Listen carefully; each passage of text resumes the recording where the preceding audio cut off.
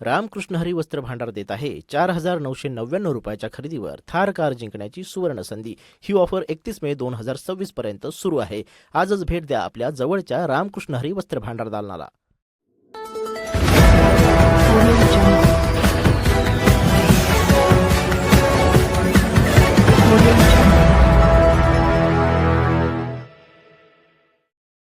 काय नाव आपलं? माझं किसन बाबराव काळे, मुक्काम पोस्ट बोरी खुर्द, तालुका जुन्नर, जिल्हा पुणे। आता तालुक्यात जिल्हा परिषद गटात बिगुल वाजलंय। अनेक उमेदवारांनी अर्जही देखील भरलेत। प्रचारही जोरदार चालू आहे।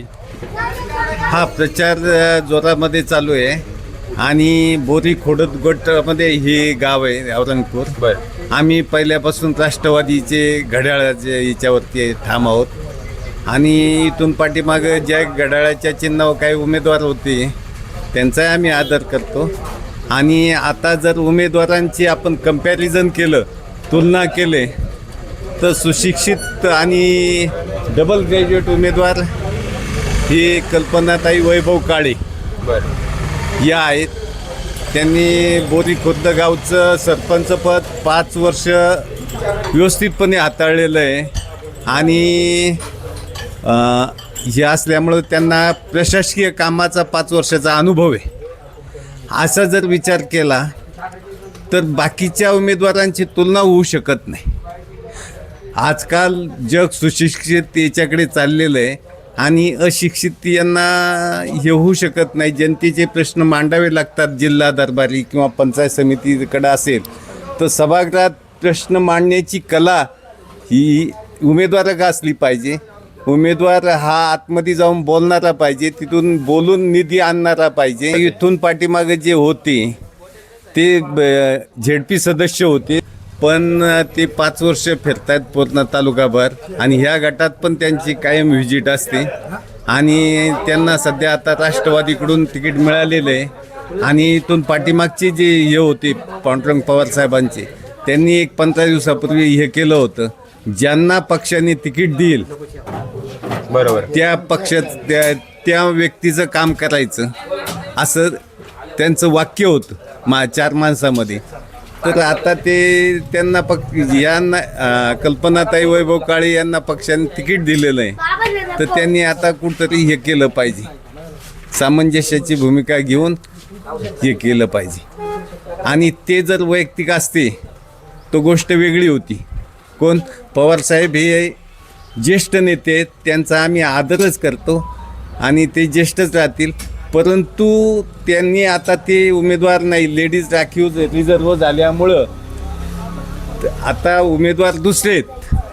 त्या उमेदवारांची तुलना करता ते सक्षम नाही आणि महिला उमेदवार या सक्षम असल्या पाहिजे। सभागृहात तिथं जनतेचे, जिल्ह्याच्या सभागृहात तिथं प्रश्न मांडता आले पाहिजे। आता समजा त्यांचे पती समजा त्यांच्या संगती गेले तर ते गेटच्या आतमध्ये जाऊ शकत नाही। आतमध्ये कोणाला जावं लागेल? ज्या उमेदवाराला जावं लागेल। मग आतमध्ये सभागृहात उमेदवार जाऊन बोलला पाहिजे, तिथं निधी आणला पाहिजे, विकासाची काय विजन आहे ते मांडलं पाहिजे। 14वा वित्त आयोग किंवा 15वा वित्त आयोग किंवा त्या प्रशासकीय कामाच्या काही हे असतात ते समजलं पाहिजे। अशा गोष्टींची जाणीव पाहिजे माणसाला। स्थानिक ग्रामस्थांकडून असं बोललं जातं या औरंगपूर गावामध्ये का पांडुरंगजी पवार साहेब आहेत, यांचा विकास मोठ्या प्रमाणात आहे या गावात। या गावात असेल, पण त्यांनी राष्ट्रवादीच्या याच्यावर कारकिर्दीमध्ये केलेला आहे। तर राष्ट्रवादीनं आता समजा जो उमेदवार निवडून दिलाय, तिकीट दिलंय, ते निवडून आले तर पुन्हा करतील ना विकास। तर हे फक्त उमेदवारांची शिकलेले आहेत, सामंजस्य आहेत, प्रश्नाची सामाजिक प्रश्नाची जाण असलेली व्यक्ती आहे आणि प्रशासकीय कामाचा अनुभव आहे, त्याच्यामुळे त्यांना तिकीट दिलेलं आहे असं माझं मत आहे। मी सुशिक्षित आहे, त्याच्यामुळे या गोष्टीची मला पूर्ण जाणीव आहे। मग तुम्हाला असं वाटतंय का बा कल्पनाताई काळे यांना जर उमेदवारी तर मिळाली आहे, प्रचार एकदम जोरदार चालू आहे, त्या जर सक्षम उमेदवार आहे असं तुम्ही म्हणताय, तर मग तालुक्यात जर समजा त्यांचं पॅनल विजयी झालं तर या गटाचा विकास होईल असं तुम्हाला वाटतंय? 100% विकास होईल, अजून यापेक्षा जास्त जोरात विकास होईल। आता बिबट्याचा मोठा प्रश्न आहे। तुम्ही एक शेतकरी आहात, बिबट्याचा मोठा प्रश्न आहे या तालुक्यात. बिबट्याचा प्रश्न आहे तो आता आपण जुन्नर तालुक्याच्या पश्चिम पट्ट्यामध्ये जे करतोच आहे. आणि काही बिबटे हे वनतारा गुजरातमध्ये पण नेऊन टाकायचं चाललेलं आहे. म्हणजे ते होईल पण त्याला थोडा वेळ लागेल. याला लगेच होणार ही गोष्ट नाही आहे. त्याच्यामुळे वेळ लागेल पण ते होईल. शेतकरी अतिशय मेटाकोटीला आलेला आहे. ऊसाला बाजारभाव मिळत नाही, कांद्याला बाजारभाव मिळत नाही.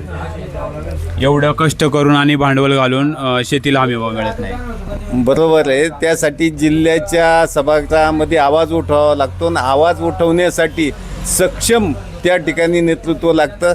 आणि अशा सक्षम महिला पाठवल्या तर त्यांचा हे होईल, इफेक्ट होईल असं माझं मत आहे. अजूनही उमेदवार आहेत ना, आहे ना, ते पण सक्षमच आहेत. आहे. सक्षम म्हणजे काय, सुशिक्षित पाहिजे, सामाजिक प्रश्नाची जाण पाहिजे, प्रशासकीय कामाचा अनुभव पाहिजे, असे हे पाहिजे उमेदवार. कल्पनाताई काळे यांचं असं एखादं काम सांगता येईल का तुम्हाला? बोरी गटामध्ये तिकडे त्या याच्यामध्ये रस्ते म्हणा, लाईट म्हणा, स्वच्छतेच्या बाबतीत हे म्हणा, महिला सक्षमीकरण म्हणा, या सर्व गोष्टीवर सर्व प्रश्नांची तिथं त्यांनी उकल केलेली, म्हणजे सोडवलेले. ठीक आहे, आणि धन्यवाद. या बाजूनं जर निवडून आली या गटातून तर या गटात सुद्धा 100% हे प्रश्न सुटतील अशी माझी आशा आहे. खात्री आहे का? हो, खात्री आहे. बिबट्या संदर्भात काही उपाययोजना केल्या पाहिजे? बिबट्या संदर्भात आपण पश्चिम पट्ट्यात केलेलंच आहे. काय तिथं ते बिबट्याचं साठी हे केलेलं आहे, काय कुंपण वगैरे टाकून ते हे आपण त्याला काय म्हणतो ते केलेलं आहे. त्यासाठी तिथं बिबटे काही तिथं ठेवले जातील. काही वनतारा गुजरातमध्ये नेऊन टाकायची प्रोसेस चालूच आहे शासन दरबारी. असं आहे. तुमची काय मागणी असेल? आमची काय मागणी, आमची मागणी हीच आहे का बुवा जो एकनिष्ठ माणूस आहे, ज्यांना विकासाची संधी आहे, जो सुशिक्षित आहे आणि सामाजिक प्रश्नाची जाण असलेल्या व्यक्तीला लोकांनी मतदान करावं, एवढीच आमची अपेक्षा आहे. प्रशासकीय कामाचा अनुभव आहे, सुशिक्षित, डबल ग्रॅज्युएट आहे. जर हे असे उमेदवार जर तालुकाभरातून काही जिल्ह्यातून निवडून आली तर ते कामं घेऊन प्रश्न मार्गी लागतील असं आमचा विश्वास आहे.